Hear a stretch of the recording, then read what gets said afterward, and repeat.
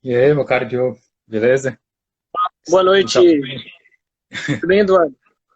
Tudo bem? Estamos ao vivo aqui nessa live para falar um pouco sobre arte. O pessoal está chegando aí agora, começando a nossa live, né? O Gil Habib, a Dali Souza. Vamos falar sobre arte, né? Como essa vida de artista, como é que é conhecer um pouco mais sobre alguém que dá aula sobre isso, trabalha com isso diretamente, né? Eu sou artista não profissional, né? Eu faço meus desenhos próprios em casa mesmo, só por divertimento, mas eu acho interessante para quem quer se aprofundar, para quem quer conhecer, né? Eu vou mandar o convite pro pessoal aqui dos meus grupos. Deixa eu ver se eu consigo mandar aqui. Beleza. Maravilha, vamos.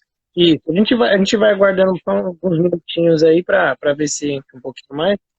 Só. Normalmente o pessoal demora um pouquinho para ir chegando, mas deixa eu ver como é que eu faço aqui. Ah, já sei, vou mandar pro pessoal aqui. Estou mandando aqui para Beleza. algumas pessoas. É bem legal você ter falado sobre que você tem essa experiência, né, de desenhar, que você tem essa vivência, né? É como o Paul Valéry dizia, né? Um homem, a grande obra de arte, ela é a obra de um homem completo. Então, mesmo que mesmo que você intelectual, né, que amante da literatura, ou seja lá do que for, você for um homem culto, então você acaba flertando todas essas coisas, né? É como você pegar o caso ali uh, do como chama lá o nosso amigo, o primeiro-ministro da, nossa, me fugiu o nome dele, o Churchill, né? Ah, Winston Churchill, Churchill, Winston Churchill. ele pintava, né? Ele pintava belíssimos quadros. E quem diria, né? Tem muitas pessoas que não sabem disso. E era um cara que tinha uma visão, uma visão ampla da coisa, né? Interessante isso. Me fala aí como é que você começou nessa vida de se envolver com arte, né? Como é que foi o início? Como que você adquiriu o gosto, né? Também, conta a sua experiência de vida aí para nós. É bem curioso isso daí. Eu acho que, inclusive, é bom, eu costumo citar também essa experiência que eu tive, justamente para chegar numa grande obra, né? Primeiro, antes da literatura, pelo gosto da literatura, diremos mais lá atrás. Eu comecei a desenhar, eu acredito, e desenhar com gosto e apreço pelas obras de artes, das pinturas, das esculturas em geral. Eu acredito que quando eu era criança, meus pais tinham comprado uma enciclopédia, era da Folha, eram dois volumes, um vermelho e outro azul, que vendia na banca de jornal, e a escola pedia uma enciclopédia, né? Então, eles pegaram lá, era uma enciclopédia que logo de cara ali na capa já era interessante, que tinha uma gravura, lembra bastante a gravura, achurado, com achuras, de um homem, né? A cabeça de um homem grande, cabeludo, assim, ele tinha um cabelo encaracolado, e um monte de coisa na cabeça dele, tudo ali, ou seja, matemática, química, história, então tem escultura, tinha um monte de coisa amarrado naquela cabeça dele. Esses dois volumes, eu lembro que a gente usava bastante, né, para fazer pesquisa, para fazer trabalhos. E o que mais me chamava atenção, na verdade, eu gostava de ler aquilo lá por hobby, por não estar fazendo nada. Sabe como é que é criança, né? Então pega lá, tá fazendo nada, tava folheando a enciclopédia, né? Uma experiência que hoje os jovens não têm, né? E aí, verbetes, né, sobre as mais variadas coisas, né? Sobre armas, sobre pintura, sobre animais. Eu gostava dessa parte eu falava que eu queria ser entomologista, né? Porque aí eu começava a decorar quantos insetos tem, da classe não sei o quê, a aranha, blá, blá. Tinha muito interesse assim, né? De criança que acaba. É que nem a criança de hoje que gosta de dinossauro, sei lá, aí fica lá, sabe o nome de todos os dinossauros, né? Na minha época, pelo menos para mim, não foi dinossauro, mas eu tinha esse gosto. Só que uma coisa que me chamava atenção eram as obras, as pinturas, eram muito aquela coisa bem feita, aquela coisa intrigante, né? Cenas, né? Onde tinham pessoas já vestidas de modos totalmente diferentes. Lembrava alguns filmes que eu já tinha visto, mas ali a pintura parecia ser realmente, ela parecia trazer ali do passado e não ser uma encenação do presente, né? Uma interpretação cinematográfica, onde fica claro de que aquilo lá é uma encenação, uma interpretação. Não, ali na pintura eu já reconheci, aquilo já me despertava. Eu lembro que tinha o Nascimento de Vênus, de Botticelli, né? Eu lembro da Jardim das Delícias, do Bosch.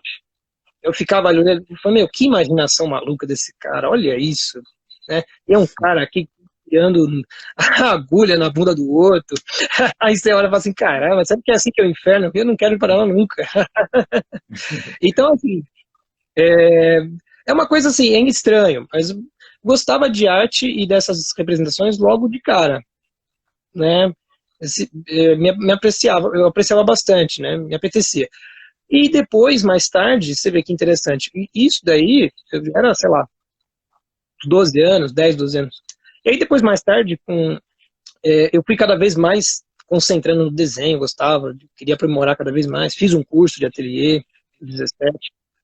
Mas mais recentemente, a gente começa a ter uma atmosfera e uma visão mais ampla ainda, de que a literatura também é fundamental. E a literatura que a gente vê corriqueira não vale a pena.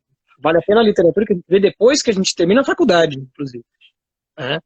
E não aquela literatura brasileira rápida, né, de colégio, e nem a de graduação. Simplesmente aquela literatura que eu peguei com calma, peguei a Divina Comédia do Dante Alighieri, simplesmente porque nos livros de filosofia da arte, que eu lia bastante, isso, filosofia eu sempre gostei, sempre se referia ao Dante Alighieri, a Divina Comédia. Eu falava, mas não é possível, eu preciso entender, eu conhecer esse cara, né, de uma vez por todas. Quando eu abri aquilo lá, eu falei, meu, o que é isso daqui? O cara, ele consegue fazer dentro de uma obra um tratado de teologia, de filosofia, ele consegue citar todas as pessoas ilustres até aquele momento. Eu falei, nossa, isso aqui é uma viagem não só espiritual, né, uma viagem do inferno, purgatório ao paraíso, mas isso aqui é uma viagem completa, tanto da história, quanto uma viagem interior, né, onde o homem consegue olhar para o fundo da sua alma e ver todas as possibilidades de vícios e pecados, assim como as possibilidades de virtudes. Então, é uma experiência espetacular. E, assim, para ser bem sincero, eu não entendi tudo que eu li, definitivamente. Sabe aquela coisa, o cara tá me falando aqui sobre, sei lá, vamos supor, Teseu, eu não sei quem é Teseu. Aí você olha assim, você não quer ficar me interrompendo toda hora a leitura. Então, algumas coisas você passa batido. Só que depois, por causa desse interesse, aí a gente vai indo atrás, né? Aí você vai vendo que a coisa, ela é uma rede sem fim de conexões. Quando você vai na mitologia grega, quando você vai no texto bíblico, né? Então, realmente, assim, eu sempre começo que o meu ponto inicial foi a Divina Comédia. Pode não ser o correto, uma pessoa começar pela Divina Comédia, né? Hoje, eu lendo O Paraíso Perdido, fica muito claro para mim. Eu sei que eu entendo muito mais O Paraíso Perdido hoje do que eu entendia quando eu li a Divina Comédia. Mas é engraçado que existe também a memória, né? Então eu li aquela época, mas a coisa começa, a luz acende e você ainda consegue conexionar. Eu posso muito bem ir lá, voltar no livro e vou falar, é mesmo. Eu tinha impressão que estava aqui no livro, não tinha impressão, estava aqui sim. Dante falou sobre isso sim. Né? Eu acho assim, a Divina Comédia, eu já analiso lá no canal, né? Tem vários vídeos lá analisando.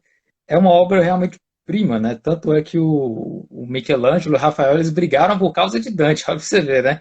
Por volta ali de 1500 e alguma coisa, mais ou menos, que era a época que eles viveram, acho que 1560 por aí. O Michelangelo, aliás, o Michelangelo, Leonardo da Vinci, isso, Leonardo da Vinci esqueci o outro que era o inimigo dele, não sei se era Rafael ou Donatello. Era o Michelangelo, eles rivalizavam, né? Isso, Leonardo da Vinci e Michelangelo, né? É um desses dois artistas da época renascentista, que eu não lembro o nome, que viviam na Itália, em Florença. Mas enfim, eles estavam lá discutindo, Leonardo da Vinci estava lá discutindo com alguns amigos, alguns versos de Dante, e chamou esse outro artista. E esse outro artista ficou ofendido pelo fato de ele não saber os versos decorados da sentença de Dante que eles estavam discutindo. E aí, desde então, eles ficaram inimigos. Leonardo da Vinci e o outro, que eu esqueci o nome agora, né, que eles rivalizavam entre si. Então, vejo que os artistas sempre tiveram uma preocupação literária também para fazer suas inspirações, né? Até as obras do Rafael, né? Aquela na estanza dela assinatura, que é bem bonito, né? Todos os filósofos, aquilo ali representa nada mais do que o limbo, né? Onde os filósofos na Divina Comédia se encontravam. E do outro lado, na sala da E, estanza, tem a pintura do céu, né? Do paraíso e da terra, né, que é bem interessante também, que representa a teologia, no caso, essa pintura simbolizar a filosofia, e ainda tem outra pintura na outra parede, que simboliza a justiça. Então, tudo conectado na literatura, e o Dante, interessante que o Dante aparece na parte da poesia, pintado como figura, e na parte da no Paraná. teologia também. É um personagem que está tanto na literatura quanto em outros aspectos, na arte também, né? Então é bem interessante. Ele só não foi incluído na filosofia lá porque o Dante é posterior, né, também, e também porque o limbo estava ali na parte do inferno, né? Então Virgílio já ocupava o espaço que seria do Dante. Então é muito interessante a conexão que você faz, né, da arte. O pessoal aí do Centro Hugo de São Vitor, muito bons Opa! trabalhos que eles fazem aí, Entrou agora né? há pouco aqui o Poder da Linguagem, que é Poder da linguagem. o Guilherme Melo e o Fábio Gonçalves. Tá entrando uma galera Muito. aqui para corrigir a gente aqui. Pessoal, corrija qualquer coisa aí. Então, eu acho É, muito interessante essa questão da arte interligada, né, com a arte escrita, né, propriamente literatura, interligada com a arte visual. É uma coisa que eu acho que dá sentido, né? Hoje em dia, a gente vê, já entrando um pouco sobre essa questão da arte mais recente, né, mais moderna, a gente vê que não tem tanto esse foco histórico, essa coisa você não consegue identificar tanto quanto nas obras mais antigas, né? Alguma conexão ou com a realidade ou com uma obra literária, alguma coisa contemporânea. Eu queria que você falasse mais sobre isso, sobre essa coisa de como é que você faz para conectar, né, a realidade com alguma coisa que você está fazendo, como é que você usa a realidade para projetar ela na obra, necessariamente. isso que você falou é interessante, né? A arte moderna não parece que ela não se interliga nessa rede, nesse emaranhado, como eu comentei agora há pouco. Mas nesse emaranhado da tradição, né, que remonta lá atrás e puxa para cá. Né? A gente tem algumas figuras, né? José Saramago, alguns caras aqui, e isso mais a poesia, né? E, sei, questão de artes visuais tá bem complicado, né, a situação. Porque realmente o artista, e isso eu notei na minha graduação, o artista não quer ler, o artista quer fazer. Mas aí que tá a diferença, né? Você falou agora, sim, o artista naquela época era como o Leão Batista Alberti dizia, né? Que o pintor, né, que o desenhista, esteja sempre acompanhado dos poetas e oradores. E ele vai estar sempre bem amparado para poder fazer suas obras. Ele recomendava justamente isso porque era isso que acontecia naquela época. Então, sim, o Leonardo ali, Rafael, eles eram. Isso, é Era, Leonardo, isso? Lembrei o nome, é Leonardo. era Leonardo e Michelangelo, por exemplo, provavelmente que estavam ali numa rivalidade. Porque Isso, Rafael é que era eu um confundo amigo o de nome. Leonardo da Vinci. Ah, sim. Eles eram mais próximos, né? E Rafael era bem mais novo, né?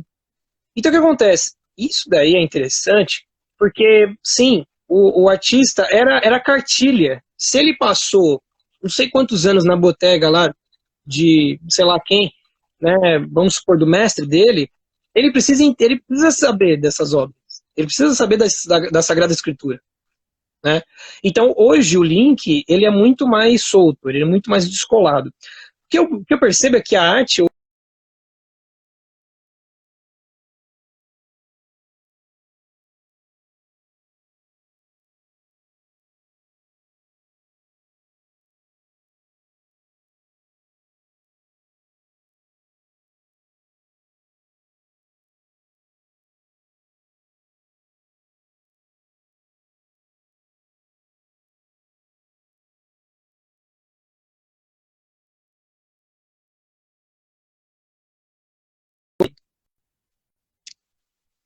Deixa eu ver se tem alguma coisa.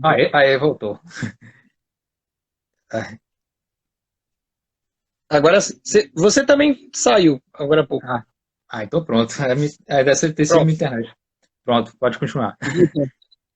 Mas o que eu percebo é o seguinte, hoje o artista ele tá num grande problema, um grande dilema. Né? Depois do dadaísmo, depois daquela desconstrução dos limites da arte, fica difícil de você remontar alguma coisa. Né? De você querer pegar aquele vaso e sair colando os pedacinhos. Realmente fica muito complicado. Primeiro porque o artista não sabe definir a sua disciplina. É muito engraçado. Você pergunta para o artista o que ele faz. Eu me expresso. Tá, mas expressar. Eu faço uma careta agora, eu vou me expressar.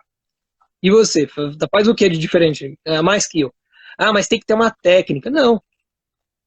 A técnica é um elemento, é um atributo da arte. Não resume toda a arte. Né?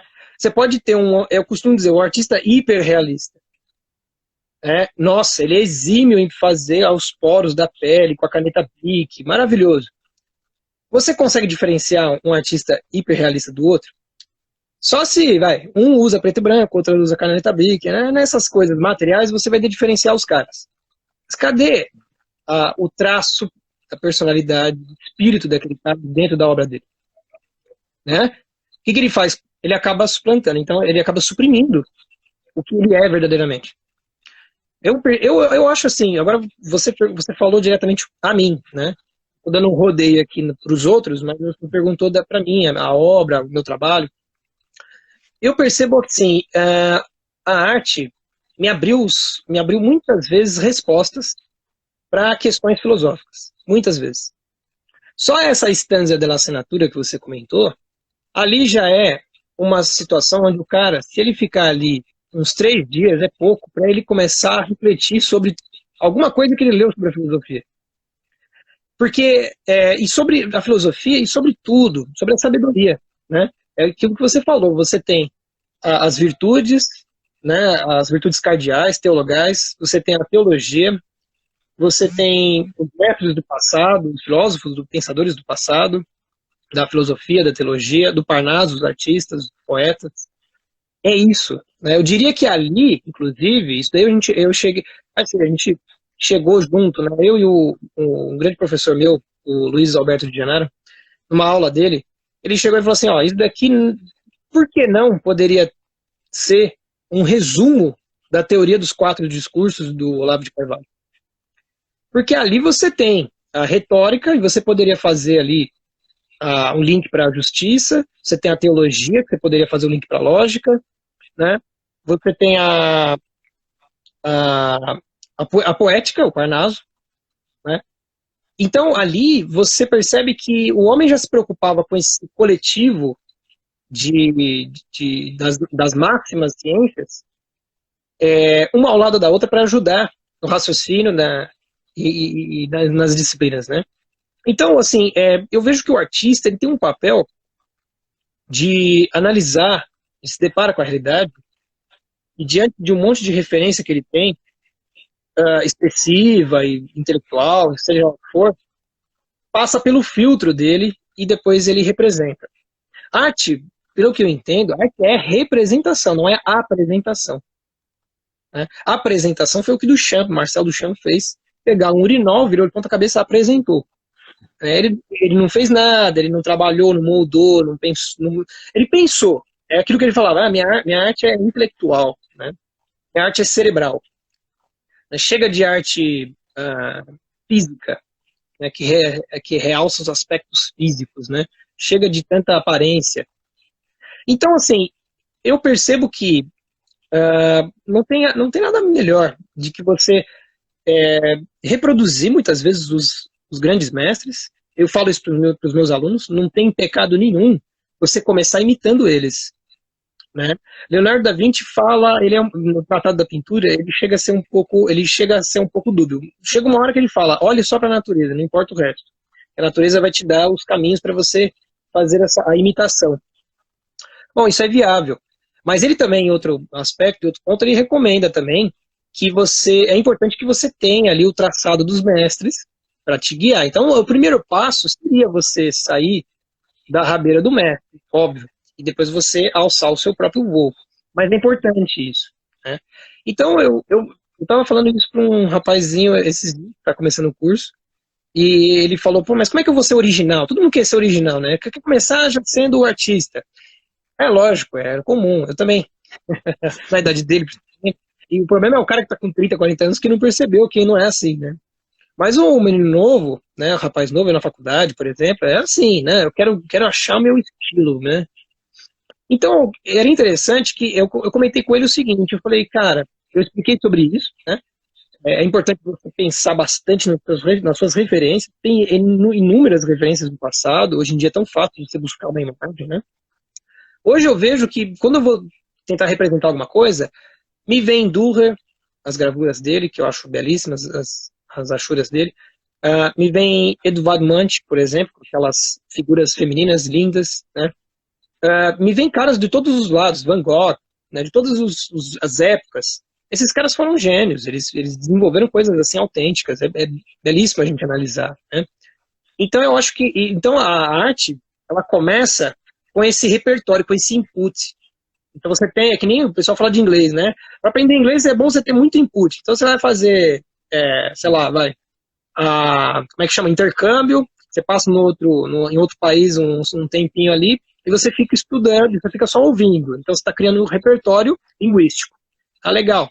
Tô, né, ouvindo um monte de palavrinha. Depois você começa a conectar as palavrinhas e fazer frase. Então, da mesma forma que aprende um idioma, ué, por que não você aprender a arte? Ou então você se achar como um grande artista, como um artista autêntico, que tem a sua identidade. A gente fala sobre isso, né? A identidade. Mas nada melhor que se deparar com as suas referências, né? Eu acho que isso aí é crucial.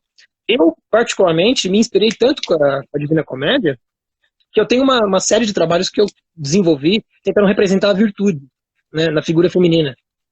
Não é nenhuma novidade, né? Tantos artistas fizeram isso daí, você tem às vezes esculturas, né, no capitel de uma catedral das virtudes, enfim, é normal. Mas o bonito também de você ver é o artista que atualiza, né? E atualiza no sentido aristotélico, de ato potente. Ele atualiza o assunto e aquilo lá é novo de novo, né? Mas novo não como a semiótica hoje em dia e a teoria da Gestalt, que pega um monte de coisas, se apropria de coisas do passado para dizer que eles inventaram tudo isso hoje, né? Eu digo do cara que eu falo de atualizar a potência de algo que você está revelando. Ó, essa é a minha referência. Não tem nada mais bonito que isso, né? Eu lembro, inclusive, Bruna, professor Fábio Fiore, sejam bem-vindos aí. Só tem gente boa aqui hoje. Revista Intelectual, eu não sei quem é que comanda aí, mas os caras são bons. São bons também. Iniciativa. Boa noite a todos aí. Mas é isso, Eduardo. Meu começo com a arte foi bem estranho. Foi assim, como eu falei, né, eu faço meus desenhos assim por hobby mesmo, por entretenimento. Talvez algum dia eu venha postar aí na página ou alguma coisa do tipo. Pretendo falar mais sobre arte também lá no canal 3 Vias, né? Explorar mais essa parte histórica da arte que eu acho muito bonito para conhecer. Né? E eu já te indiquei lá, né, o Civilization do Kenneth Clark, excelente, né? Para quem não conhece, o Civilization do Kenneth Clark, ele reconta toda a história da arte desde os momentos do final da Idade Média, um pouco do início da Idade Média até o período mais recente, período que tem aí as novas ideias que ele coloca. Então, muito interessante, ele coloca a arte como sendo o centro da formação da civilização. Então, quem não conhece, só procurar lá no YouTube, lá, Civilização Kenneth Clark. Assistam, como eu falei aqui com o Diogo, né, parem de fazer qualquer coisa que vocês estão fazendo. Aliás, só termina de assistir a live, né, termina de assistir a live e vai lá. No YouTube tem disponível Civilização Kenneth Clark, são 3 episódios, onde ele narra toda a história da civilização com base na arte. E não na arte, assim, só pela visão dele, é na arte boa mesmo, naquilo que ele viu como sendo bom, e ele vai comentando arte por arte, narrando toda a história de como foi se desenvolvendo com as épocas e com os pensamentos. E eu sou muito fã da obra do Kenneth Clark, assim. Ele como crítico, como comentarista, né, especialmente como protetor da arte, né, ele foi contratado pelo Winston Churchill para proteger a obra de arte lá na Inglaterra, né, que enquanto Hitler soltava as bombas nas cidades, eles contrataram o Kenneth Clark para proteger toda a obra de arte dos museus da época. Então ele teve que se virar em poucos dias para armazenar todas as obras de arte, as pinturas, tudo, em um local no subterrâneo, né? Então ele teve que desenvolver muita coisa relacionada à química para proteção das obras de arte, né? Para armazenamento, inclusive várias tecnologias que são utilizadas hoje foram descobertas nessa época do Kenneth Clark, nessa tentativa de preservar as obras na parte subterrânea para que não houvesse o bombardeamento, né, dos nazistas naquela época. Então, ele salvou, né, grande parte das obras da Inglaterra como parte, como subsecretário de alguma parte lá da área da cultura do governo do Winston Churchill durante a Segunda Guerra Mundial. E depois, com essa experiência dele, ele foi convidado a fazer os documentários, né, pela BBC de Londres. E não suspeitavam que ele era um artista, né, mas ele se tornou um lord, né, ele se tornou Sir, depois Lord, que é um dos cargos mais altos aí na nobreza, pode-se dizer, da Inglaterra. E alguém altamente culto, altamente conhecedor da cultura ocidental, né? E eu fui chamado para fazer esses documentários. E lá no documentário, que é tudo elaborado com o roteiro dele, ele faz toda essa valorização da arte, né? E até as críticas dele também, que são bem interessantes em relação à arte moderna também. E esse documentário ele fez tanto sucesso na época, tanto sucesso, que praticamente os museus lotavam, né? Na época, os museus estavam praticamente abandonados depois da Segunda Guerra Mundial, né? As pessoas simplesmente não tiveram interesse. E na década de 60, onde já estava começando a revolução de pensamentos, né? Aquela coisa toda da década de 60, ele estava meio que andando contra a corrente, a apresentar as coisas mais tradicionais, a arte mais antiga, enquanto que a maioria das pessoas estavam naquela de nós temos que mudar a sociedade, nós somos jovens, tem que revolucionar e tal. E ele conseguiu fazer os museus ficarem cheios novamente naquela época, na década de 60. Né? E muitos criticaram o Kenneth Clark na época, porque ele apresentou a própria visão, uma visão bem tradicional, pode-se dizer, da arte mesmo. E aí os próprios membros da BBC de Londres queriam fazer outro documentário que meio que rebatesse esse do Kenneth Clark. Os próprios diretores eles tinham um pensamento marxista, né, na época, e eles queriam fazer outro. E daí eles fizeram outro documentário tentando mostrar a arte moderna, que não fez muito sucesso, né, simplesmente não teve a mesma projeção da obra do Kenneth Clark. Né, e eles só conseguiram ter uma projeção maior com a série do Cosmos, né, que é uma espécie aí de herdeiro da série da civilização. Por isso não Cosmos, né, na medida que a civilização de Kenneth Clark mostra o mundo, né, a civilização, em termos geográficos, Cosmos mostra o universo. Então, é a mesma equipe fazendo duas grandes séries de documentário, cada um apresentando uma visão diferenciada.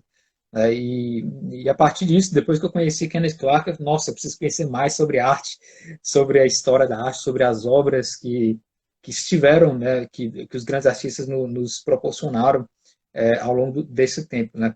E, como você mesmo falou, né, o artista ele não pode ficar longe das suas heranças, tanto literária quanto artística.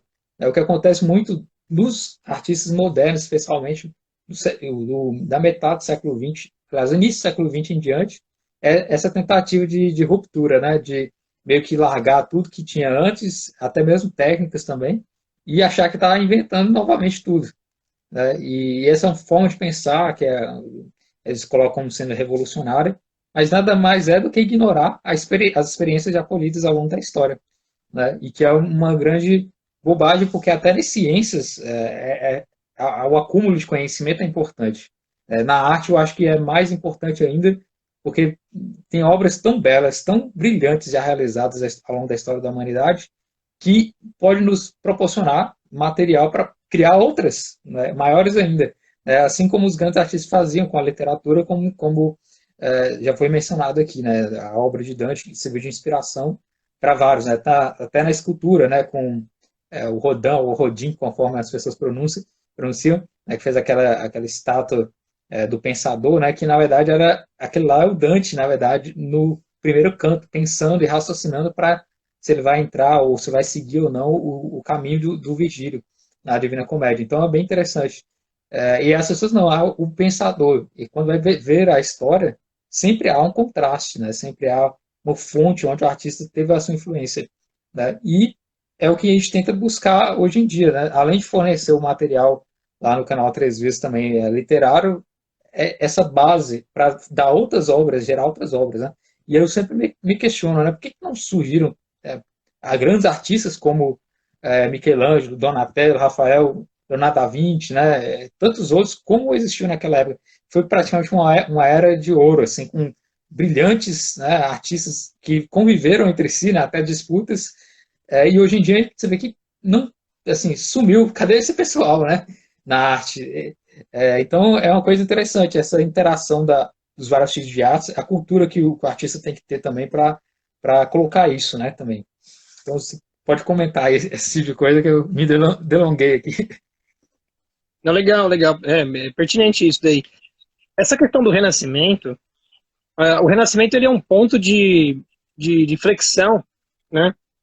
Ele é muito interessante porque antes do Renascimento há uma obra fantástica na arquitetura, né? Na arquitetura gótica, onde o homem realmente não tinha chegado numa uma malha geométrica, uma construção tão belíssima, né? Que conseguisse chegar em ápices de vislumbre. E realmente a pintura ainda não tinha esse peso, né? As esculturas, elas já eram bem elaboradas, né? Se você pegar o período helenístico ali da Grécia, você já fez tudo com a escultura. Não tem mais nada. Agora, a arquitetura conseguiu ali também, durante a Idade Média, desempenhar coisas maravilhosas. Mas, muito por conta daqueles os irmãos, os irmãos Eyck, né? O Van Eyck, o mais conhecido, que o irmão não sabe muito, eles desenvolveram a questão do uso do óleo, né? Para pintar, né? Então, em vez da gema de ovo, que era aquela coisa que secava rápido, e isso aí Botticelli trabalhava, né? Você conseguia fazer uma pintura com muito mais tempo para desenvolver, né? E com o começo desse óleo, nossa, aquilo começou a chamar a atenção, né? E os artistas queriam ser cada vez melhores na representação do aspecto físico, né? Só que era um aspecto físico que não era um realismo que vai acontecer lá para o século XIX. É muito diferente, né? O Renascimento é interessante porque ele conseguiu chegar num equilíbrio. Eu estava assistindo Star Wars esses dias, né? O equilíbrio da força. Porque é bem isso, engraçado isso daí. Se você analisar, é um ótimo filme porque puxa essas bases clássicas, né? É interessante porque ele fala assim, existe esse ponto, né? Esse ponto de encontro entre as influências que podem ser sombrias, benéficas, da luz, né? Mas esse ponto é a perfeição. Então, no Renascimento, você percebe ali o encontro entre o ideal, né, que eles não abandonaram o Platão, as ideias platônicas, eles estavam muito mais desenrolados com Aristóteles, que tinha acabado de fazer aí a descoberta, as primeiras traduções para o Ocidente da poética. Né? Ficou muito tempo, não achavam essa obra, não sabiam que existia. E aí o que acontece? Começa-se a falar cada vez mais sobre isso, sobre esse viés poético de Aristóteles, mas Platão não tinha morrido, né? Muito menos no Renascimento você tinha um declínio da sacralidade dentro da obra. Não vejo isso. Muitos artistas, muitos críticos de arte, historiadores, vão dizer que ali já começa um declínio. Pode começar no sentido, sabe, aquela coisa de que o homem conseguiu, né, pegou no fruto. Mas quando ele chega nesse ápice, começa a natural derrocada, porque realmente não tem mais o que fazer. né? Aí o barroco já é marcado pelo excesso. Interessante isso, né? Porque ali, no Renascimento, realmente você tem o ideal da figura, ao mesmo tempo que ela se parece muito com a realidade. Se parece muito com o arquétipo, mas é muito parecida com a realidade. Então é belíssimo. Você tem uma virgem que é maravilhosa, mas ela não é erótica. Mas também não é aquela virgem bizantina, extremamente, né, atrás da redoma de vidro, ali, extremamente fora da realidade visual, né, e idealizada. Então, se a gente reparar, isso acontece na escala do conhecimento filosófico, que eu acredito que o ápice foi ali com... tiveram dois grandes momentos, né? Teve a patrística, e você tem ali o Agostinho, o Santo Agostinho, que é maravilhoso, tá aí, ó, coleções, não deixa de ter.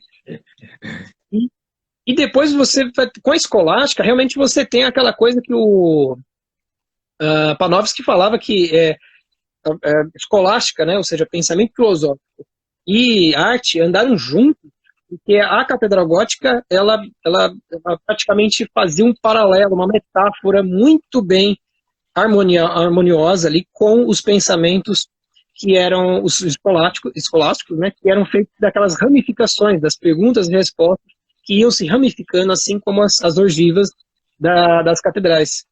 Então, esse ponto auge do conhecimento humano, você tem um Santo Tomás de Aquino que consegue falar sobre tudo, consegue pegar o Aristóteles lá de trás e harmonizar ali com aspectos de Platão, em Agostinho, e a doutrina cristã.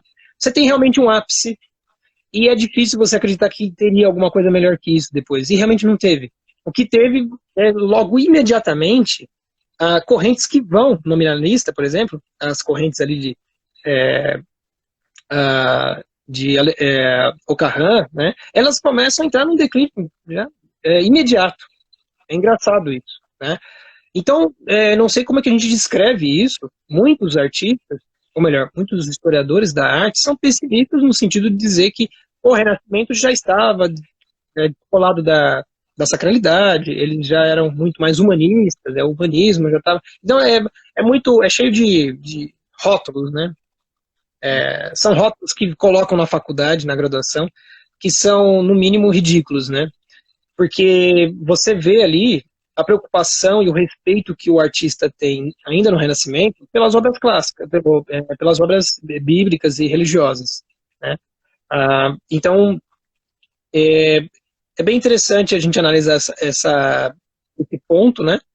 E a gente vê que, assim, foi um auge, mas existiu ainda a arte de um modo muito alto e digno durante anos e anos e anos e séculos. O que a gente pode dizer que realmente declinou-se foi a partir do século XX e ainda, eu diria, da metade para cá.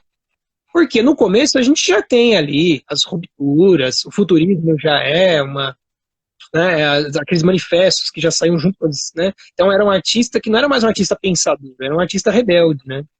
Você tem um artista revolucionário que quer queimar os livros, porque nada mais vale a pena, e daqui para frente é só máquina futurista, né? Aquela ideia ridícula. E depois você vai ver esses repetecos aqui dos movimentos antropofágicos aqui no Brasil, enfim. Então você tem muito dessa, diria assim, né? A escala política, ela já estava querendo, né, sociológica, historiográfica, estava querendo já suplantar a poesia, a própria poesia das obras. Então das obras mesmo, você não tem muito de poético, né? Você tem muito das outras disciplinas, da sociologia, da história, da filosofia, né, e da política, mas você não tem arte. Esse é um grande problema, né? Que começa a inverter, então, porque já que a arte fala sobre tudo, fala sobre política, pode falar sobre... Então por que ela não fala só sobre isso, né? E aí começa que hoje, eu vejo em muitos grupos, às vezes, de artistas, o artista tem que ser militante. Se ele não fala sobre a sociedade, sobre a política, ele não é nada, né? Ele está fazendo mais do mesmo. Então, realmente, a gente houve esse... Eu vejo essa dobra, e essa dobra de sentidos, né? Porque realmente parece que a gente está pensando totalmente de ponta cabeça, Mas isso foi muito recentemente, porque você vai ter, por exemplo, Salvador Dalí, grandes artistas, até o próprio Picasso, fez muita coisa interessante, né? Tiveram muitos artistas de grande talento. E temos ainda hoje, né? Porque ao contrário de que muitos falaram, a arte não conseguiu morrer, né? Não conseguiram matar a arte. Ainda não morreu. A arte não morreu, ela continua viva, ela pode, inclusive, renascer das cinzas a qualquer momento, né? Com algum movimento que simplesmente enjoe disso tudo, né? Como o Marcel Duchamp dizia, que ele enjoou de tudo que foi feito, né? A pintura, enfim, do modo geral, vai acontecer esse momento também. Eu acredito que trabalho, por exemplo, os trabalhos como você, né, que estão tentando fomentar essa questão do retorno à literatura, isso daí consequentemente vai acabar incluindo, em primeiro lugar, em movimentos artísticos, né? A arte, às vezes, parece que ela vem antes até dos pensamentos filosóficos, né? Ela consegue já inaugurar, já dar uma pista do que poderia acontecer, né?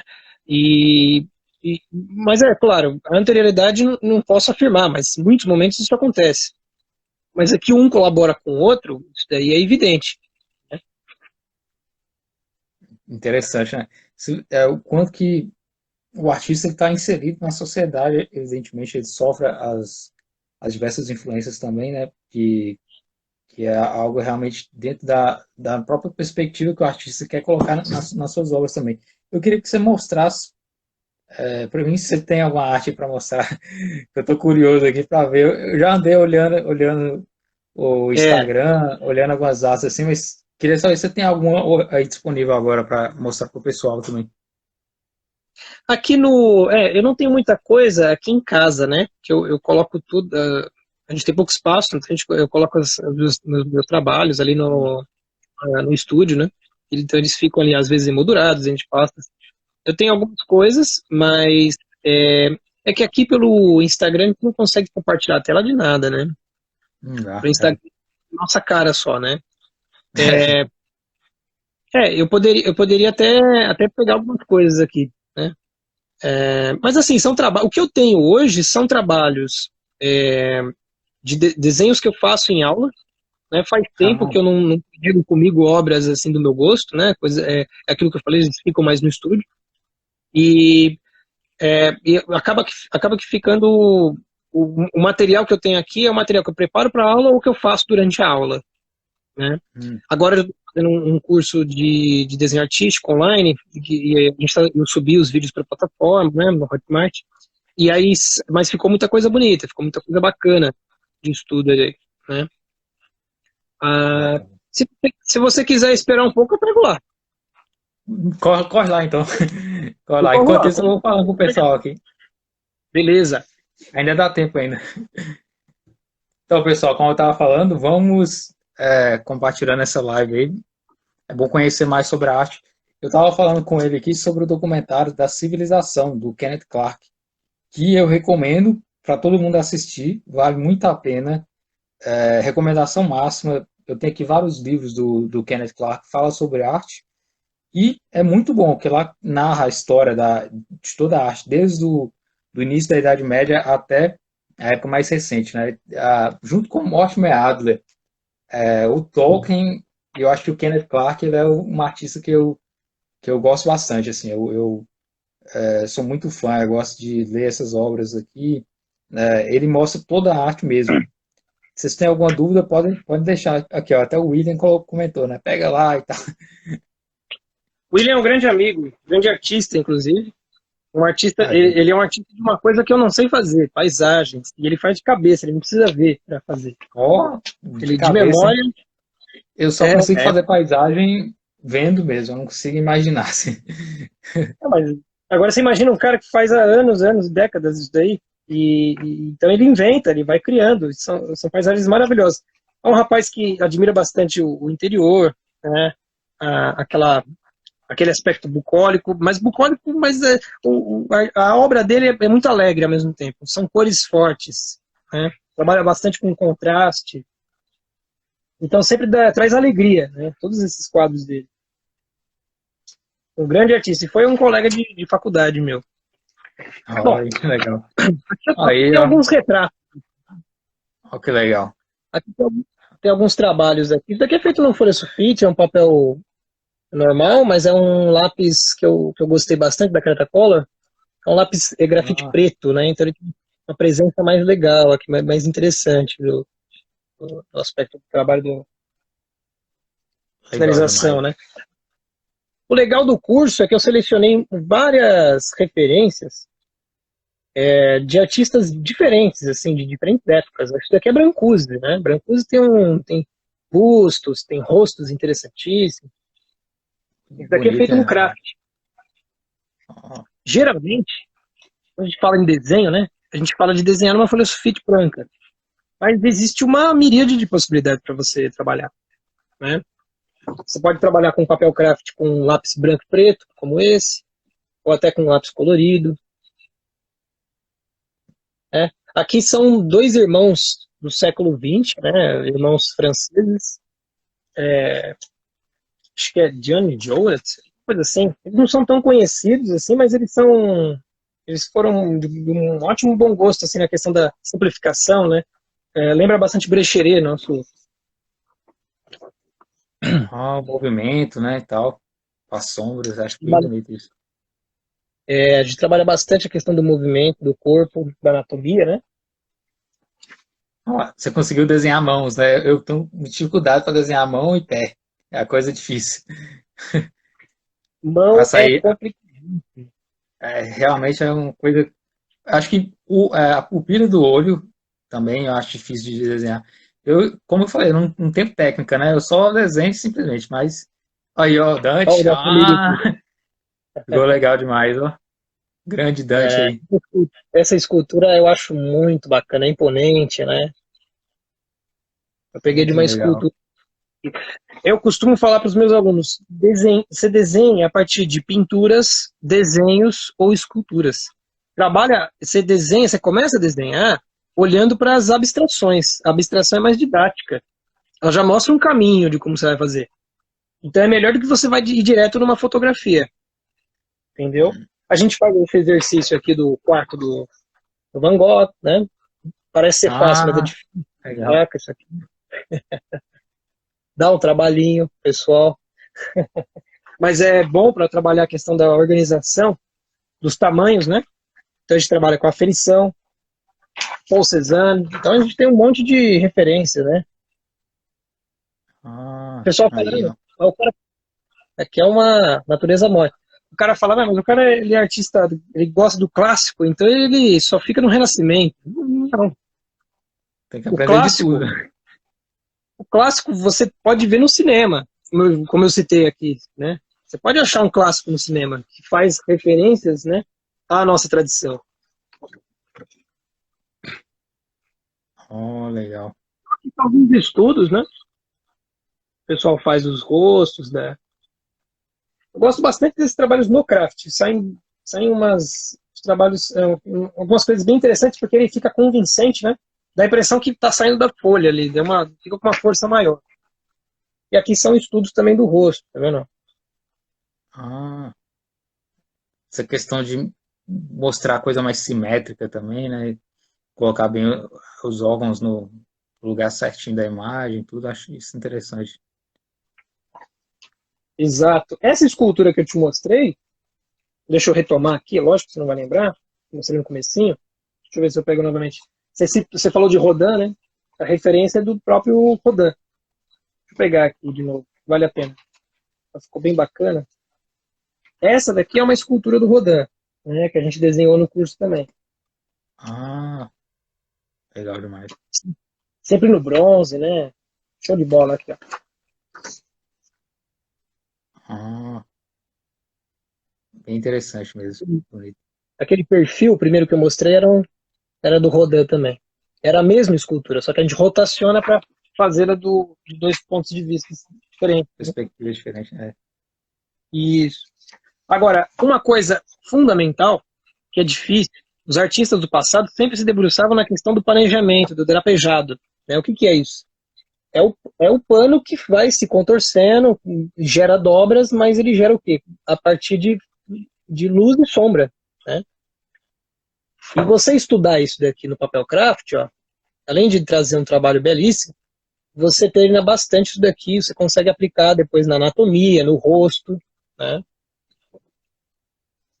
Você tendo Interessante. esse, né, dessas passagens de luz e sombra, você, depois para passar para um rosto fica muito mais simples, né? Eu vou achar um último aqui, que eu achei que ficou muito legal também. Tudo isso daqui é exercício do curso. Não tem nada assim que eu fiz assim meu, né? Aqui, pelo menos comigo, não. Vão lá no Monto Cursos e façam um curso lá para aprender com ele. Deixa aí a Isso. recomendação aí para quem estiver assistindo e quiser aprimorar a arte, aí eu vai lá, faça o curso do Diogo lá para aprender. Ó, e tem que aproveitar porque essa semana tá com um desconto de 50%, viu? Isso daí vai ser. Depois não volta mais, não. É lançamento, desconto de lançamento. Participem E lá. querendo, não é para falar, não, mas é um curso que fica barato, né? Fica barato, lógico, você consegue inclusive pagar no cartão de crédito, né? Mas eu digo isso por causa do valor que tem aqui, pelo carinho que eu fiz também. Tem apostila, em PDF, né? Tipo um e-book que eu fiz também. Foi bastante trabalhado na questão de. É destinado a pessoas que estão envolvidas mesmo e interessadas no aspecto artístico do desenho, né? É por isso que eu costumo dizer o seguinte, que eu vejo o desenho não como aquele modelo de desenho, sei lá, aquele modelo de guia para você desenhar, sabe? Aprenda a desenhar em algumas páginas que você compra na banca de jornal. Isso daí sempre vai mostrar aquela cartilha, né? É sempre a mesma coisa. Você tira muito proveito disso daí, sim. Mas o aspecto artístico, você consegue só através dessas reflexões, dessas bases. Então, o meu curso, eu preparei já colocando textos, muitas vezes passagens de Albert, de Paul Valéry, às vezes até trechos do Van Gogh, quando ele cita, quando ele fala com o seu irmão Theo, aquele livro lá você pega coisas importantes também do fazer artístico. Então, são textos, mas falando da prática, né, que ensinam bastante. E isso daí eu não deixei de colocar no meu curso. Então, está bem rico nesse sentido também, no sentido reflexivo. Eu não vou achar aqui, não vou encontrar, mas putz, ficou bem legal. Fez uma escultura, mas agora tá bem difícil de encontrar. Já revirei, não achei. Mas enfim, maravilha. Muito bom mesmo. Eu gostei bastante da arte. O quanto você gosta do Dante, né? Já tem a imagem, já o treinamento aí com a escultura. É bem legal mesmo. E é muito interessante fazer essa interligação da literatura e da arte própria mesmo, né? Tentar embelezar mais ainda a imaginação, né? Não só no âmbito literário, mas também visualmente, né? E isso reforça, na verdade, né, tudo que a gente está pretendendo, que é, na verdade, trazer coisas boas. A ideia do clássico em si, né, está falando de arte clássica, né, também está ligando com a própria literatura, mas a ideia do clássico em si é buscar o que é bom, dentro do que é possível, né, nas mais diversas técnicas, ou tudo que existiu, a gente vai extrair alguma coisa boa e através disso a gente vai aplicar.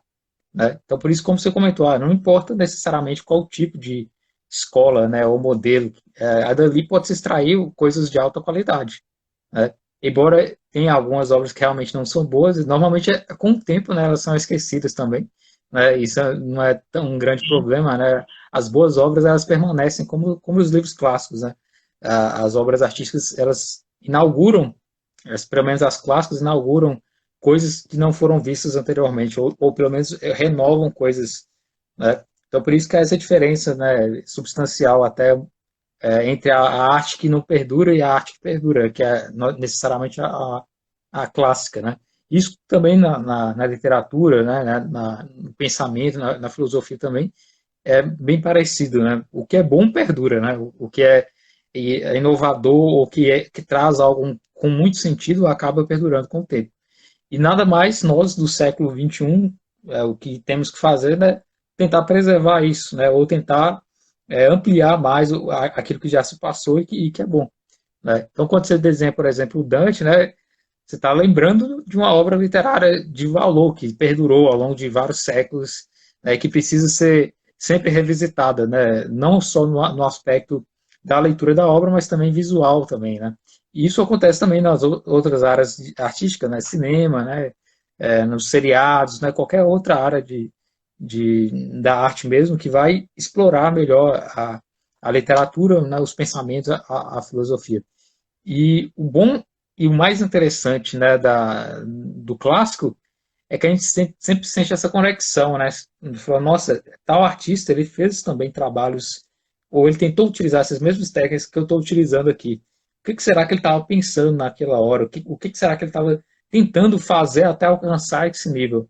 Né? E ao longo de toda a nossa experiência do cotidiano, nossa experiência recente, a gente tentar vislumbrar o que aqueles do passado também fizeram, né? E aí nos espelhando, né, nesses trabalhos, nos vários artistas que já tiveram, né, nos vários grandes nomes, a gente tenta pelo menos se aproximar um pouco deles, né? Ou tentar pelo menos chegar em algum nível. Não por agora, pelo menos em se tratando da minha arte ou das coisas que eu faço, talvez vai demorar alguns anos aí até alcançar um nível, né? Eu acho que a gente tem que comer muito feijão e muito arroz para chegar num nível, né, que vai estar lá, assim, né, de chegar assim, essa é a minha obra, é isso que eu queria mostrar para o mundo. Mas nada mais do que uma boa paciência, né, um tempo e bom estudo, né, especialmente nos espelhando, né, como você mencionou, que eu achei bem interessante, né, fazer a imitação, pelo menos no início mesmo, né, das grandes obras, pelo menos se espelhar nos grandes artistas para depois dar o próprio voo, né. Isso eu vejo também até na área de letras mesmo, o pessoal, quando tá no início, né, acha que vai ser o grande escritor, que vai ser o novo Machado de Assis, né, escrever a nova obra. E não, ele precisa de ter literatura, ele precisa ter experiência. Né? Na arte também é a mesma coisa, a experiência conta muito, né, a experiência ao longo do tempo. E também o talento, um pouquinho de talento também, né, ajuda. Né? É, E eu queria isso falar, aí é verdade. Parece queria que saber sobre isso, sobre essa questão do talento e sobre a arte nata, né? Como é que você lida com isso? Porque tem gente que deve ter chegar para você e perguntar, né? Ah, não sei desenhar nada, como é que eu faço para começar a desenhar? Será que eu consigo e tal? É uma coisa que é inata mesmo ou eu posso desenvolver ao longo do tempo? O que você fala sobre isso aí? quando perguntam isso para mim, aí eu cito dois exemplos. Existe o exemplo da criancinha que com 4, 5 anos de idade compôs a sua primeira música, né? E que todo mundo ficou assim, estonteado, né? Os irmãos já aprendiam com o pai, mas ele era um gênio maravilhoso, como disse o próprio pai, que é o Mozart. Mas só que você tem por um outro lado também um artista como o Vincent van Gogh, que bateu cabeça a vida inteira, praticamente na última década da vida dele, não morreu tarde, morreu cedo. Aos 30 anos ele vai descobrir que ele é um exímio, um gênio pintor. Então, assim, é, é engraçado, né?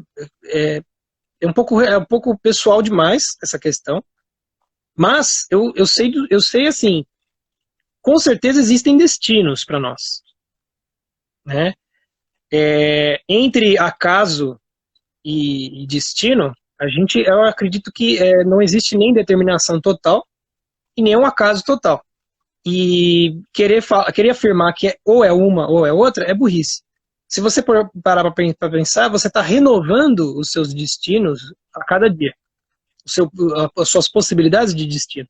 E daí a obra literária mostra para nós. Se você pegar o Enéas, a Eneida, né? Enéas, ele está passando por várias situações onde o destino dele é renovado porque houve uma conversa ali entre Zeus e a Juno, pronto, acabou. A outra já vai mudar o destino do cara. E as próprias ações dele também, né? Se ele se acovarda, ele não vai conseguir, ele pode perder uma grande oportunidade. Né? Ele pode perder uma grande oportunidade de ser o fundador, por exemplo, de Roma. Né? Isso daí, lógico, a gente não sabe, a gente sabe que não foi ele, mas eu estou falando de uma literatura e o que ela pode ensinar para nós. Mas, veja bem, é mais ou menos isso que acontece. Se você não tenta, não se arrisca ali com, com aquilo que te apetece, eu costumo falar assim, você não ensina nada, né? O Olavo de Carvalho fala isso daí, você não põe nada na cabeça de uma pessoa que não queira aprender. A pessoa vai ter que querer. Não adianta você falar, você pode botar o cara de ponta cabeça. Se ele não quer aprender, ele não vai aprender. Então a vontade é o principal combustível para aprender a qualquer habilidade. Desenhar não é diferente. A arte, enfim. Por exemplo, eu tenho vontade de aprender um instrumento. Eu já risquei um pouquinho de violão, aí não ficava tentando decorar ali no Cifra Clube ali as coisinhas, não manjava. Eu ficava pensando, nossa, mas eu preciso de aula teórica, né? Não sei nada sobre ela. Também não tenho ouvido, não sei afinar o violão, só com o aparelhinho lá. Aí você começa a perceber que você tem dificuldade pro negócio. Só que eu adoro música, né? Eu lembro até hoje que eu tinha um amigo do ensino médio que ele me ensinou a ouvir a música, né? Ele tocava muito bem guitarra. Eu ia para casa dele várias vezes na mesma semana só pra gente, e às vezes a gente não conversava nada. A gente ficava só ouvindo música. Ele colocava a música alta lá e ele tentava também solar junto. E ele ia me explicando, ó, agora o cara tá no oitavado, ele oitavou a música, pronto, agora ele tá, olha esse grave, né? Quando ele começa a me apontar isso daí, não adiantava eu querer sozinho perceber isso daí. Ele me mostrou como vislumbrar a música do modo técnico e também no modo do modo catártico, consequentemente, porque ali, nossa, eu via com outros olhos. Aí ele falava sobre a dificuldade. Mas olha, aqui, esse cara é bom, porque olha o que ele faz. Aí você começa a pensar que também foi difícil de elaborar aquela música, aí você dá mais valor ainda pra banda, enfim. Então você começa a perceber que até o momento que alguém não te abre os olhos, né, você não tem ideia do que você está perdendo. A obra clássica, eu diria que é a mesma coisa. Né? A literatura, você não sabe o que você está perdendo por você não conhecer as grandes obras literárias. Verdade. Você não sabe o que elas podem te responder, o que elas podem te ajudar, às vezes, na sua vida prática. Então, assim, agora voltando na questão do talento, por que eu falo tudo isso daí? Porque você precisa flertar com aquilo lá. Você vai ter que se...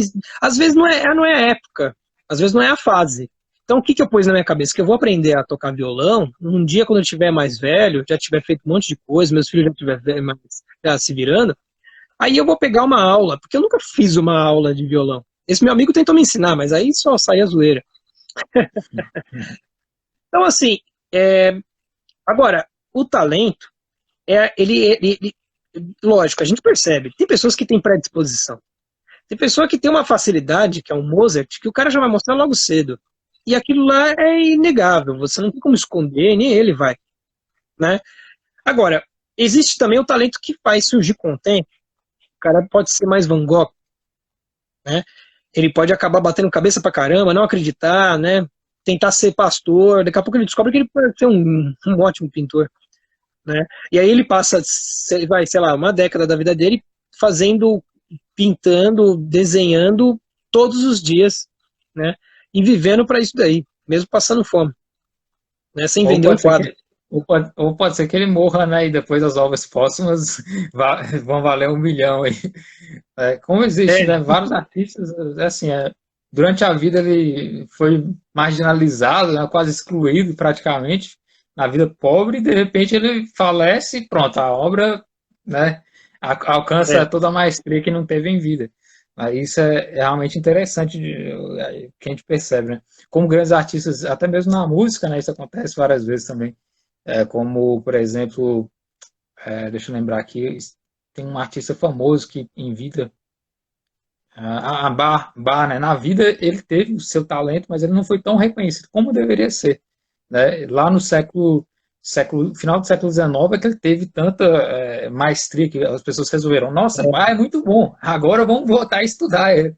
Né? E às vezes pode ocorrer isso, uma redescoberta do artista que talvez exista até, né, artistas que a gente nem sabe agora, que são grandes gênios, que estão aí com seus quadros parados em algum lugar que não foram explorados. Sim. Né?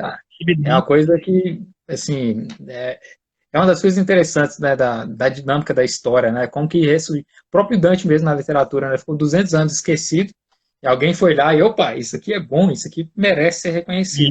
Né?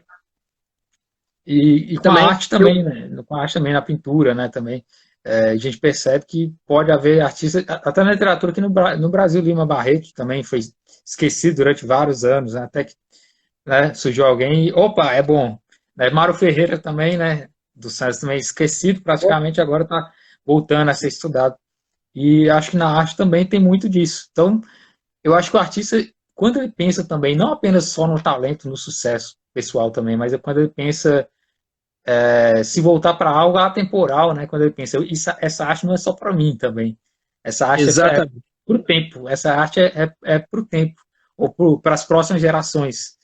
E quando ele sai disso, ele ganha muito mais poder, eu acho, de convicção de fazer a sua própria arte. Né? E acho que é por isso que grandes obras se tornam atemporais em razão disso, quando o artista tem um pouco dessa consciência de que a arte ela não é só do artista, né? O artista é meio que um instrumento humano para algo mais belo, né? Que é demonstrado na arte. Eu também vejo dessa forma. Se a gente pegar aí, o artista, ele sabe que ele faz parte de um projeto que é uma coisa muito maior do que ele. E ele só é um colaborador, né? Eu lembro de uma obra um livro teórico, né? Do Lewis, do C.S. Lewis, que escreveu ali a Crônicas de Nárnia, né? Ele fala sobre essa questão do o homem medieval, antigo e medieval, ele pensava através de um modelo. Esse modelo, ele considerava todos os artistas do passado, pensadores, e os da época dele. Então, ele não tinha esse afã de, eu vou ser melhor que o cara. Não, ele trazia todos consigo, e por isso aquela questão do repertório, de conhecer tudo aquilo que foi feito antes de você, para você poder fazer agora. E ele sabia que ele não estava sendo o original, o melhor, o primeiro a fazer alguma coisa. Não, ele sabia que ele estava dando um passinho a mais para essa grande obra, que é a grande obra da humanidade, da cultura ocidental. Agora, hoje, o artista ele pensa de forma totalmente diferente, é aquilo que você falou. Ele pensa no sucesso, mas eu não vou ter reconhecimento, aí já começa a chorar, porque ninguém me reconhece. Porra, mano, a questão é o seguinte, o cara, se ele... Eu tô com 30 anos de idade, por que eu me dedico tanto a ensinar? Porque quando eu era jovem, quando eu estava na faculdade, eu já começava a pensar, bom, daqui eu tenho que sair fazendo meus quadros e fazendo exposição, deixa eu procurar onde eu vou fazer exposição. Hoje eu olho para os quadros e para os trabalhos que eu fazia naquela época, eu dou risada. Então você percebe o seguinte, você percebe que você está o tempo todo melhorando, você pode ser melhor do que isso. É lógico que vai chegar um ponto que você vai ter que reconhecer onde você já chegou no auge, né? E onde ou quando você pode melhorar mais. Mas isso é uma coisa que acho que naturalmente, e por isso que a obra ela tem uma coisa de compartilhar, né? Você não faz para si, você faz para os outros. Quando você percebe que as pessoas se vislumbram com suas obras, é esse momento em que você é um grande artista autêntico. Né? Agora, nenhum artista desenha, pinta, para guardar no guarda-roupa. Né? É óbvio. A gente faz para o outro ver. Se a obra terminar com você, só com você, não faz mais sentido nenhum. Né? Essa questão dos caminhos que você falou, eu lembrei do Rembrandt. Você falou de Bach. Rembrandt foi muito interessante. Ele chegou num ápice, ganhou dinheiro pra caramba. De repente ele gastou muito, né? É muito como um cara administra a vida dele, né? Não é, aí o pessoal fala, nossa, mas a sociedade... Não, o cara é o seguinte, ele ficou felizão, ele ganhou muito dinheiro, ele ficou surpreso com daquilo lá, gastou em bebida, sei lá o que, não administrou muito bem, não sei se é o caso do Rembrandt. Eu lembro que ele não foi muito sensato com as finanças dele. Eu sei que acabou que ele chegou numa miséria depois, mesmo depois de ter sido um grande artista reconhecido. Né? Teve um bafafá, alguma coisa que desagradou alguma obra, mas às vezes o cara também entra, né, numa carga ali emotiva. Modigliani, se você pegar aquele filme deles, é muito interessante, né, porque o cara tem uma situação também, ele é altos e baixos ali, e não consegue se manter. Então, assim, ficou um rótulo de que o artista ele só vai ser reconhecido depois que ele morrer, aquela coisa, mas isso aconteceu com alguns, né? E alguns, eu diria que alguma fração só. Você pode pegar todos os outros aí que tiveram sucesso. É lógico que depois, aí o pessoal só dá muito valor ao valor financeiro, né? Mas a obra depois que ele morreu chegou a 10 vezes o valor que ele vendeu na época. Tá, mas isso interessa mesmo? É aquilo que você estava falando, o que o cara está buscando? Ele está buscando uma coisa a longo prazo? Porque se for isso, ele já morre satisfeito. né? Ele não precisava de um afaguinho, passar a mão na cabeça. Ele conseguia ensinar pessoas, ele fez uma boa obra, tal, beleza. Agora, quando isso vai ser visto, não sei, né? Alguma coisa o cara sempre vai passar. E se ele entrou para a história dessa forma, com um peso tão grande, então a missão dele está cumprida já, né? Eu acredito Muito muito bom, nisso. muito bom. Isso é a coisa que, por exemplo, quando eu gravo meus vídeos lá no 3 Dias, é sempre essa noção. Tô fazendo esse negócio aqui, mas não é para mim. Talvez meus filhos lá assim, é para os meus semelhantes que vão assistir, evidentemente, né? É como gravar o vídeo, é como a exposição, né, artística. É É, bom que as pessoas vejam, né? Mas é bom deixar para não só para as de agora, mas para as próximas também, né? Marcar um pouco do tempo para além dessa geração também. E aí, quando eu gravo os vídeos, eu sempre penso nisso. Falar, esse vídeo aqui, talvez se ele ainda existir na internet, vai ficar daqui 100 anos, alguém vai assistir. Então, acho que quando algum artista faz a obra também, ele tem que pensar que aquilo ali está sendo marcado, né? E uma vez feito, né, não vai ter como ser desfeito, se a obra atingir o sucesso devido, né, e tudo. E quando o artista termina também a obra, ele se torna, de certa forma, também um espectador também, alguém que vai ver a própria obra e até mesmo reinterpretar a própria obra do próprio artista, né? Você faz uma pintura de um determinado momento com um determinado pensamento, daqui 20 anos você pensa, nossa, essa pintura na verdade ela pode significar tal coisa. Eu acho que teve algum artista, só que eu esqueci o nome, que fez isso. Ele deu uma entrevista e falou sobre a obra dele, mas eu não, é do século XX. Ele falou uma coisa, uma interpretação, né, assim que a obra foi lançada, e depois, no fim da vida, ele falou outra interpretação. E aí fica essa coisa de qual é a verdadeira interpretação do quadro dele. Né? Então, é uma coisa interessante, né? Como o próprio artista também pode dar noções e se tornar o próprio espectador, a própria pessoa que vê a própria arte também, né? E essa se torna algo para além do tempo, para além do próprio artista também, né? Ao Marcos aí mandando um grande abraço, professor Diogo. esse daí é o Marcos Roberto, o Beto, aqui da região da Zona Norte de São Paulo. É um grande amigo. Um abração, ô, Beto.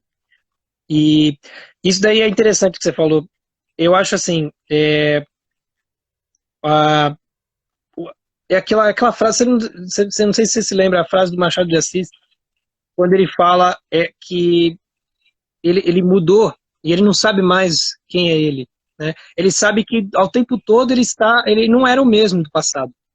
Então o homem, ele está em constante mutação, por mais que ele guarde a sua essência, as mudanças são tão grandes, né? Não só de opinião, de ponto de vista, mas uma questão de, às vezes é um giro mesmo de 180 graus que a pessoa dá. E muitas vezes isso acontece quando aquela pessoa consegue superar seus vícios. Eu acredito muito nisso. Se a pessoa não percebe que ela conseguiu alterar o seu caráter na linha do tempo, na sua biografia, quando ele olha para trás, significa que realmente ele não deu nenhum passo para se livrar de nenhum vício.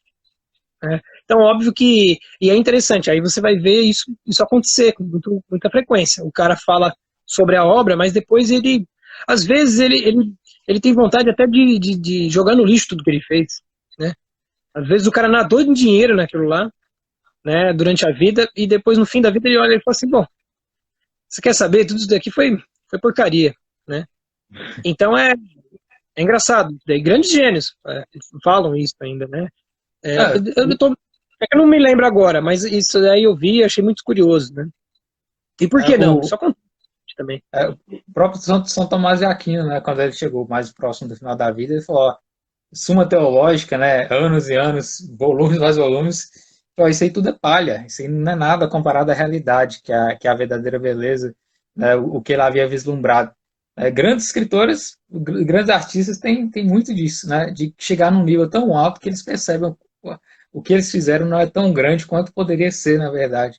Né, e é até mesmo uma coisa interessante, né? Como um artista vê a si mesmo, se reinterpreta ao longo do tempo da própria vida, né? Já está dando aqui 1 hora e quase 20 minutos de live. Olha, Acho que a gente, já é o legal. suficiente de live Bacana, para a a gente gente. fala sobre muito Nós vamos assunto marcar aí. outras lives ainda, né? Não só também Opa, aqui, porque tem aqui no Instagram, mas tem o canal no YouTube. No canal do YouTube tem mais gente até para assistir também, né? E lá a gente vai fazer outras lives também ao longo do tempo. Aí nós vamos remarcar outros encontros também e vamos fazendo as coisas aí relacionadas à boa arte, ao clássico, a tudo que é bom e proveitoso, né? O belo, fundamental na nossa história. E façam um curso lá no Onto Cursos lá, recomendo a todos que façam também para aprimorar seus artes também e desenvolver também mais o talento, né? Deixa as considerações finais agora da sua parte. Legal, não, eu só tenho a agradecer, isso foi um convite bacana que você fez aí. Eu acompanhei alguns vídeos que você fez no seu canal, é de muita importância, tem dicas ali ótimas, tem muita gente que precisa se orientar e não sabe nem por onde começar, né? Então, isso daí é natural. A gente está numa situação aí de formação, de graduação, onde falam-se sempre sobre as mesmas obras, aquelas obrinhas, né? E as obras clássicas, elas passam desapercebidas. Então, quando o sujeito ele fala, você não tem cultura, ele vai ficar ali chorando no cantinho, ele não sabe o que fazer. Por quê? Ele não sabe qual obra ele vai pegar para ler. E se ele pega, muitas vezes ele tem uma dificuldade imensa, então ele teria que começar por alguma mais básica, né? Então, realmente a gente precisa de um... Quem quer aprimorar, quem quer ter esse mergulho verdadeiro com os clássicos, essa experiência, precisa realmente de uma orientação, não é fácil, né? É aquilo que eu comentei logo no começo da live. Eu não sei se eu fiz certo começando a ler a Divina Comédia, começando por ela, né? Não me arrependo, porque ela me inspirou, no mínimo, né? Mas, bom, que seja uma obra para eu pegar de novo, outras vezes, né? É que o problema é que quando o cara pega, ele pega assim Coisas ruins. ele fala assim, não, eu não sirvo para isso daí. E aí ele fecha o livro e nunca mais abre. Esse é o grande problema. E que isso não ocorra, mas por isso que é importante o trabalho que você faz, é muito bacana. Ultimamente agora a gente eu comecei um projeto chamado Paideia com o Guilherme com o Guilherme Melo e o Fábio Gonçalves. São pessoas de muita boa vontade, estão fazendo um trabalho espetacular. A gente está ensinando Trivium para a criança, né? A gente está as artes liberais para essa criançada, né? Para se articularem, para ter contato com as obras, né? Com as obras dos heróis medievais, com os Lusíadas, coisas que eles não vão ter tempo para ver nunca, jamais. Esse é o problema. Essa é a verdade. Ou pelo menos no que se diz ao esperar das grandes instituições, das escolas, das faculdades. Isso jamais eles vão ter mesmo. Isso daí a gente pode afirmar com toda certeza. Essa experiência, às vezes, não é possível por questão de tempo, por questão de quantidade de aluno, enfim. Então, essa busca, ela é solo mesmo, né? E é uma busca que tem que ser por amor, por vontade. É a mesma vontade, a mesma faísca que vai te motivar a buscar um talento, a buscar uma habilidade como o desenho, como a gente falou aqui, né? Então, só tenho a agradecer. Você é mais um contato, mais um link aí que eu fiz nesses últimos meses e últimos anos, né? E ultimamente eu tenho umas atividades no ProLivre, que é um grupo de professores, né? Mensalmente a gente apresenta lives chamando algum convidado diferente para falar sobre temas distintos, né? Sobre arte, educação e cultura, juntamente com a minha amiga Antônia, né? Eu escrevo também para a revista Esmeril, né? Alguns artigos eu consigo colaborar lá na categoria de arte, né, da Bruna Torlai. E no ano passado fiz um curso para o Brasil Paralelo, né, sobre filosofia da arte, falei sobre a instância de assinatura. Quando você falou, eu me lembrei daquela aula que eu preparei. Então, eu fiz uma live com ela já. Realmente você conheceu a Bruna? A Bruna é muito boa. Muito, muito bacana, pessoa humilde pra caramba. Então essas pessoas, elas são muito importantes na nossa vida. Eu acredito que a gente está começando um grande movimento e ele não vai conseguir parar isso daqui, entendeu? Porque isso daqui é o que importa. É a gente resgatar a nossa base cultural. Isso daqui vai ser de grande valia. Seja depois que eu morro, não estou preocupado não. Né?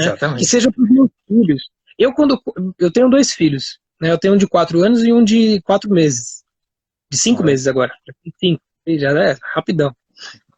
Eu penso o seguinte, se eu não for capaz de ensinar os meus filhos, eu não sou capaz de ensinar ninguém, então. Se eu não for capaz de alfabetizar, de ajudar eles nessa parte básica, então, então eu não posso fazer mais nada, né? E eu vejo que isso daí é um problema muitas vezes dos pais, de modo geral, né? A vida é corrida, acaba passando batido, a educação fica lá para a escola. Mas não é assim, né? Então, o trabalho que eu faço aqui, de às vezes ir atrás dessas pessoas, desses caras que têm esse contato, essa vivência cultural, é muitas vezes para buscar, às vezes, uma boa obra para apresentar para meus filhos, né? Bons livros. E eu percebo que, e eu aplicando isso, eu consigo ver em tese e prática. É perfeito, o negócio funciona. Entendeu? Eu tô crescendo o repertório do meu filho mais velho aqui fala direitinho, sabe? É uma coisa que você percebe de fato, né? Eles precisam disso, eles precisam desse input que eu havia comentado no começo da live. Né? Então E é isso daqui interessante, é é um interessante convite assim, mesmo. o que a gente faz, né, como eu falei, não é só para nós, né? E quando é para nós, lógico que a gente, não, eu estou me melhorando com isso, eu estou me desenvolvendo com isso, eu estou me tornando uma pessoa melhor através disso que eu estou fazendo. Mas quando a gente vislumbra outra geração, a gente fala, a próxima geração vai ter acesso a essas coisas da forma como não tive, né? A nossa geração de transição aí é entre não internet e com internet, né? Imagina eu com 10 anos, né, ou na época que a gente viveu na década, um pouco da década de 90, né, o início do século XX, que a internet não estava lá tão essas coisas como agora, com tanto acesso à informação.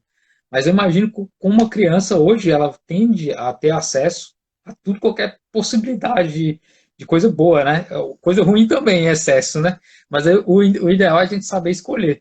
Né? E eu penso muito, por exemplo, quando eu era criança, né? Na escola a gente aprende aquelas músicas, né? A formiguinha, não sei o que, tal, tal, tal, a música de Xuxa, essas coisas. Eu fiquei pensando, né? Poxa, se eu aprendesse música das obras clássicas, com a letra das obras clássicas, hoje como adulto eu ia já pensar, nossa, eu sei os Lusíadas decorado, né? Coisa cantada. E é uma das propostas, já dando spoiler aqui do canal, no 3 dias, nós vamos fazer um projeto nesse ano ainda, né? Que é o projeto Lusíadas, onde eu vou cantar verso, parte por parte, do início ao fim dos Lusíadas, a fim de que o pessoal decore. Né? E eu já decorei, já estou na metade do livro. Então, quando a gente decora uma música, ao invés de ficar preocupando em decorar a música que a gente vê no mundo assim, e não tem nada de proveitoso nas letras, quando a gente escuta músicas com as letras de grandes obras, eu tentei fazer isso com Dante em italiano, mas falhei. Ainda não tô tão bom assim, não. Mas com os Lusíadas, como é em português, é mais fácil para a gente de decorar já e de fazer também a parte da música, né? E eu estou vendo isso ainda, vai ser um projeto bem legal, assim, fazer toda a música dos Lusíadas. Então, quando alguém cita já os Lusíadas, eu já sei, ó, esse é o verso tal, do canto tal, porque eu já sei decorado de tanto cantar, né? E aí encher a cabeça das crianças com coisas boas, né? Mesmo que ela não vai saber lá que as armas dos barões assinalados, né? O que é isso? A criança não vai saber o que é isso, porque ela não tem nem vocabulário suficiente. Mas quando ela se tornar adulta, ela não vai estar com a cabeça lá, a música da Formiguinha, a música da Xuxa. Ela vai estar com a letra dos Lusíadas na cabeça. E aí ela vai poder. Nossa, eu sei os Lusíadas, eu posso extrair disso aqui, eu sei os versos. Como acontecia na antiguidade, na Idade Média, né? Onde a maioria da população vivia em zonas rurais, e, pô, eles decoravam a Ilíada, né? Eles decoravam a Eneida também, decoravam essas obras grandiosas que a gente conhece como os épicos, né? As pessoas trabalhavam nas lavouras e cantavam. Então imagina que coisa, né?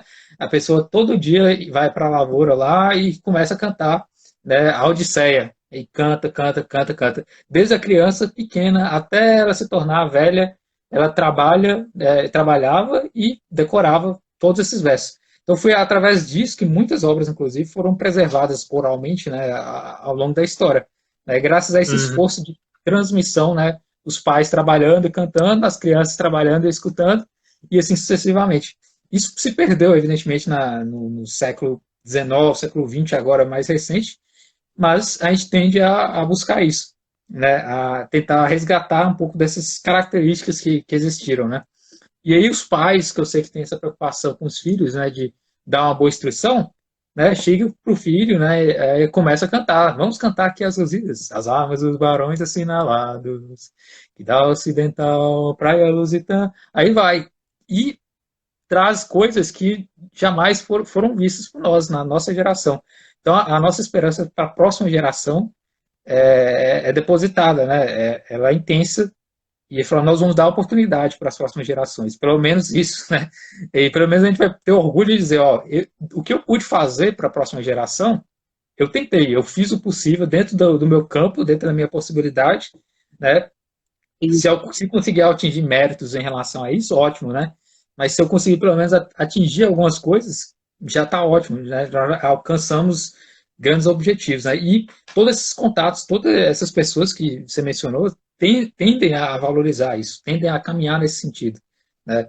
É o processo que o brasileiro tende a ter consciência de si mesmo e consciência das coisas à sua volta também, né? E tentar se melhorar e deixar nosso legado também para as próximas gerações. Então, acho que é isso. isso aí. Então, Legal, maravilha. é, Concordo e assim embaixo. E tamo junto aí, Eduardo. é isso aí. É, Eu agradeço o convite novamente, viu? então, agradeço aqui ao Diogo por ter participado dessa live, né? Aguentado aí mais de 1 hora e tanto de live de conversa. Sem dúvida nenhuma, vamos fazer outra lá no canal, né? Ou até outras mídias aí que a gente verificar também. Outros encontros. O ano está só começando ainda, né? Nós estamos em fevereiro ainda, tem muita coisa pela frente ainda. E até mesmo É, para falar sobre Dante também e a arte, né? Que é uma coisa que eu ainda vou explorar no canal ainda, né? Estou lá ainda analisando os cantos, mas vai ter espaço também para falar sobre arte e Dante, ou também outras coisas, obras artísticas também, né? Estou analisando algumas obras também, historicamente também vai estar incluso lá, né? Até fiz uma indicação lá do livro de uma coleção de história da arte também, mas eu vou fazer outras indicações de livros de história da arte que eu tenho aqui também. E é isso. Tenha uma boa noite aí e até o nosso próximo encontro. Até mais aí. valeu, Eduardo. Boa noite a todos que nos ouviram e boa noite, bom descanso para você também. Um Boa abração. noite. Um abraço.